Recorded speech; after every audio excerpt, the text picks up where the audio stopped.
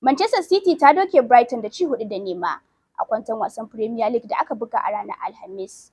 Rahotanni sun bayyana cewa tsohon dan wasan Manchester United, Frankie de Jong, na shirin barin Barcelona a musayar 'yan wasa na bazara. Jamie Carragher ya yi tambaya kan iyawar Ancelotti domin maye gurbin Jurgen Klopp, kuma ya nuna fifikonsa na tsohon kocin Chelsea a Anfield.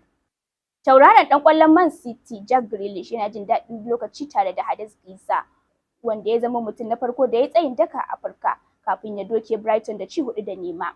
Idan muka koma bangaren kasuwancin 'yan wasa kuwa, an shaida wa Arsenal da Manchester City cewa Newcastle United za ta saurari tayin da ya wuce fan miliyan 80 akan dan wasanta na tsakiya Bruno Gomes na Brazil a bazarar nan. Watakila Manchester United ta nemi siyan dan bayan Girona wato Miguel dan Spaniya mai shekara 22, amma kuma za ta iya fuskantar gogayya daga Arsenal ko kuma West Ham.